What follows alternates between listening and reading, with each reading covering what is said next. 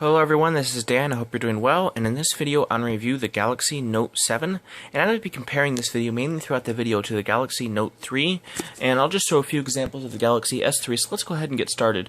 So, the Galaxy Note 3, I've had it for a year, and it's kind of nice the Galaxy FE is going to be released, because it's going to be the same phone as the Note 7, and, because my Note 7, I'll go ahead and get into it and explain why. So the Note 7 here, it's a great phone.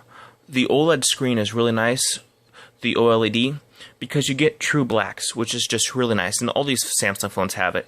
But I had a LCD powered phone once, the HTC M7, and the colors just were not nearly as good as this Samsung phone. So now getting into the screen here, one of the things I don't like is it has edge screen, and I really don't like edge screen. I think it's a gimmick. It doesn't do anything. It's just mainly annoying. And the reason why I don't like it is because I like to use edge gestures. So here I just swipe to the side and I get my gesture panel. If I want to draw on the screen, you can see I can just do a gesture. Now I can draw. Now if I want to open up Tasker, I just swipe open from the bottom. If I want to go back to my home screen, I just press to the side, and see I missed because of the edge screen. That's why I don't like edge screen. But see, if I do this, I just go back to home. Now this will get into the Note 3. Now one other thing about the OLED screen is this has never happened to me, except that when I left this S3 and tried to use my old S3 as a security camera, I left it with the screen on for 2 months. I found there's a better way to do that now, and I still have security cameras. But you can see here that it only shows up mainly on a white screen. So let's go ahead and try to get some white screen here. Well, you can kind of see here, it's just a lot more noticeable when it's not on camera. You can see that advertisement here, and it says that YouTube kind of whited it out there. So yeah, you can get screen burn with OLED screens, but again, it's not that big of an issue. So back to the Note 7 here. A couple other problems with the Note 7 is my home button is starting to get stuck, and this is going to segue into my comparison between the Note 3 and the Note 7.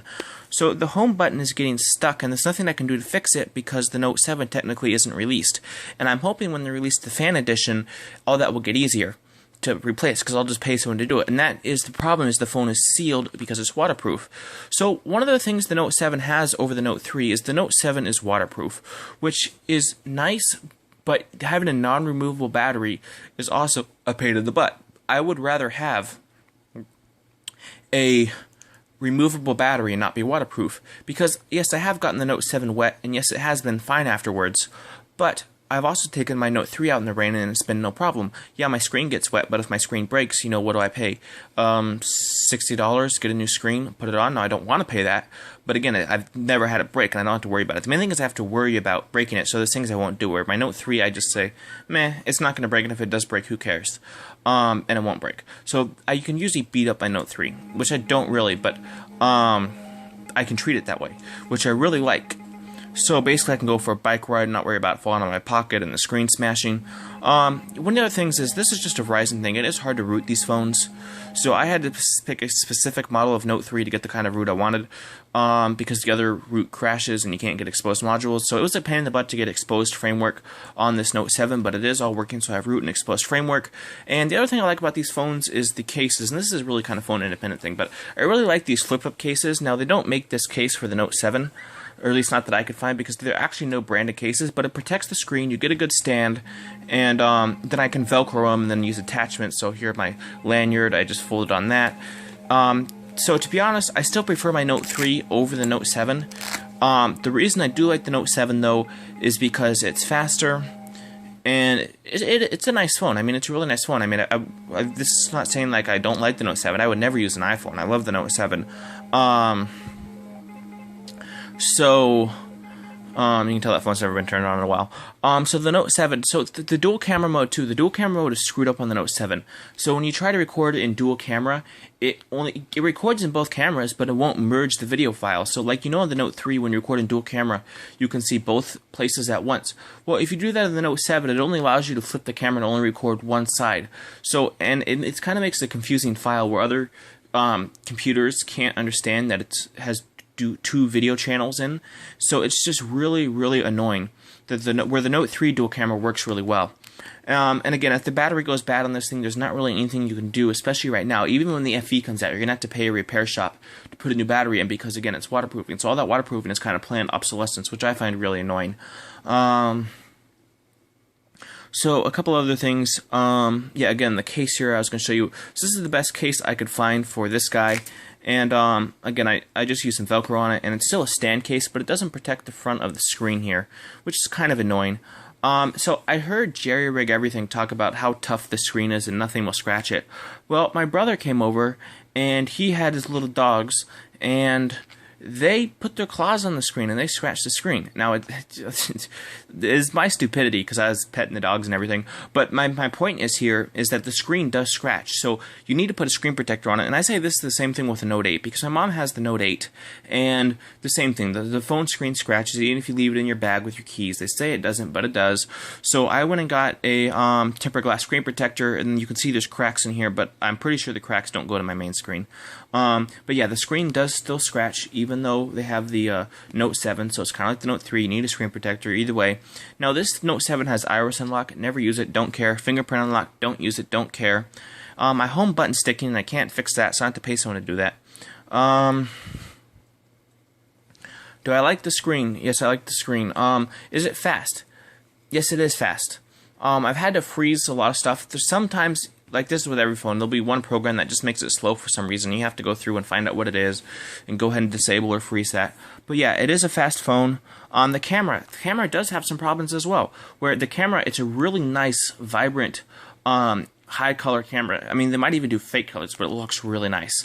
But the thing with the camera is the camera, mine is starting to stutter on video. So it'll lose video frame rates. And that is really annoying. I've tried internal and external storage. Still does the same thing. It's not unusable. It's just really annoying.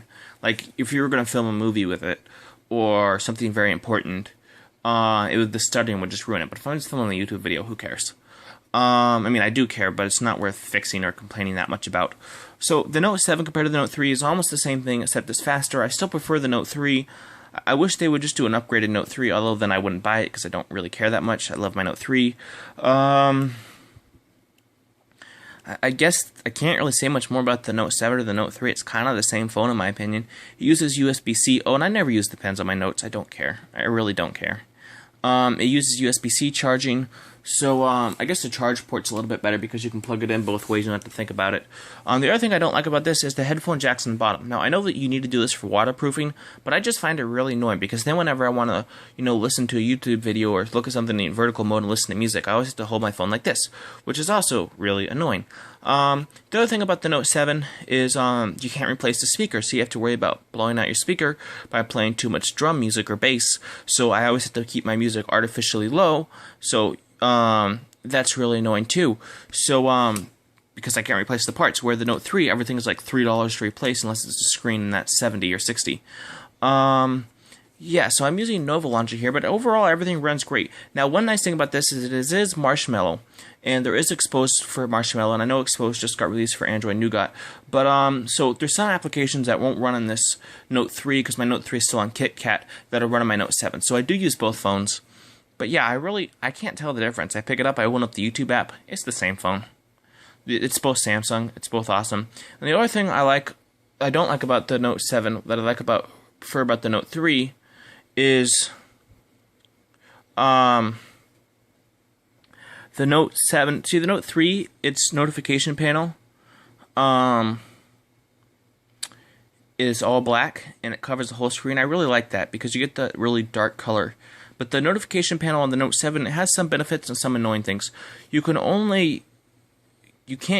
no clear button up here, so the clear always has to be this little small button at the bottom corner if you want to get rid of all your old notifications. That's really annoying. So I just set up another program to do it through a module, through a touch gesture. And I'll show you that in a second here. But the one thing I do like about this is it puts the volatile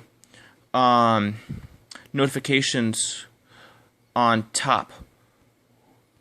Whereas, maybe it's the other way. Well, the notification order is better. So I'll go ahead and show you here about getting rid of all these, so I just long use the gesture and there it gets rid of all my notifications.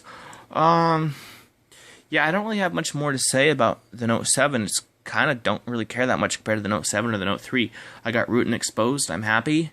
And, yeah, it's a decent phone. I like it. But, yeah, it is what it is.